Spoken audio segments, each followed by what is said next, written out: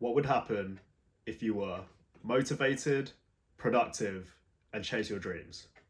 Could you honestly answer that question? No? Well, neither can I. Yet.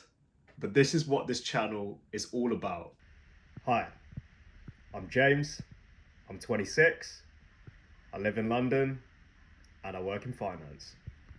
I want to see what success I can achieve if I truly apply myself, and I want to document my journey along the way so I keep accountable and so you guys see the highs and the lows, full transparency. But how people define success is very different. For me, success can be broken down into 7 pillars, and taking inspiration from the FIFA attribute hexagon. I'm not just gonna explain each one.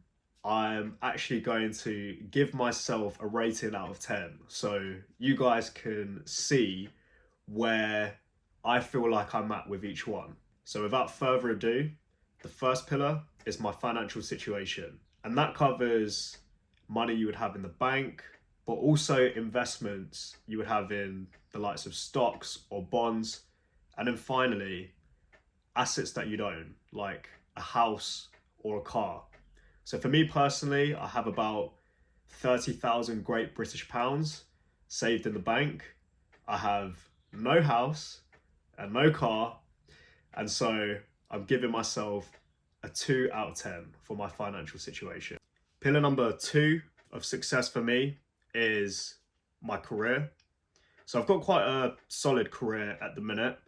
I've worked in finance now for 5 years and been at the same company for that entire time. So I've climbed the ranks a bit. I'm about middle of the pack in terms of seniority, and I earn £60,000 a year, which equates to £5,000 a month. Having said that, I feel like my passion lies in education and entrepreneurialism. I really struggle with that word.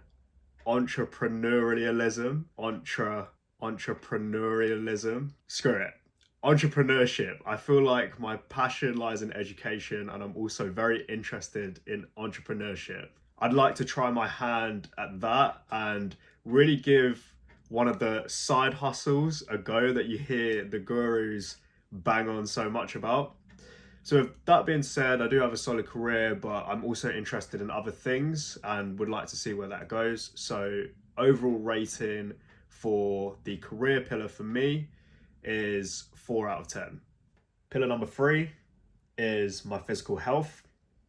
What's the point in having all the money in the world if I die tomorrow? So with that, I'm thinking gym, cardio, and with a little bit of luck, getting me back into sports. I'm very injury prone, been told I'm a man of glass, so I need to work on that. In terms of how I'd assess myself at the minute, my physique is okay. There's a long way for improvement. Cardio is terrible, so I'm gonna give myself a 4 out of 10. Pillar number 4 is a really interesting one, and I think it's one where I myself, and I know a lot of other men, have overlooked in the past, but now I realise how important it is, and that is my mental health. And what I've come to realise fairly recently, I'm talking literally last few years, is how much being in a good mental state benefits all the other pillars on this list. In terms of rating myself, obviously it's quite subjective. I'm quite a mentally resilient person, and I would say I'm in a pretty good place right now. But like the gym, I feel like there's a lot of room for improvement. So I'd give myself a 6 out of 10. Pillar number 5 is the juicy one. It's my relationship status. I'm currently single. I'm not seeing anyone. And admittedly, being 26 has put me at that interesting age where I'll be sat there with my mates helping them plan a marriage proposal while I'm on the other sofa just furiously swiping away on Tinder. So 1 out of 10.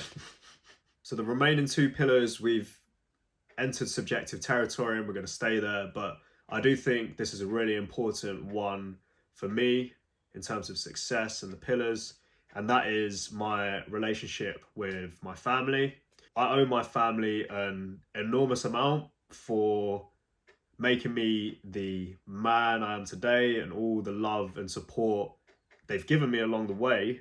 And even though I have a really great relationship with my family, it's definitely an area where I feel like I can do a lot more things for them and express my gratitude in so many more ways.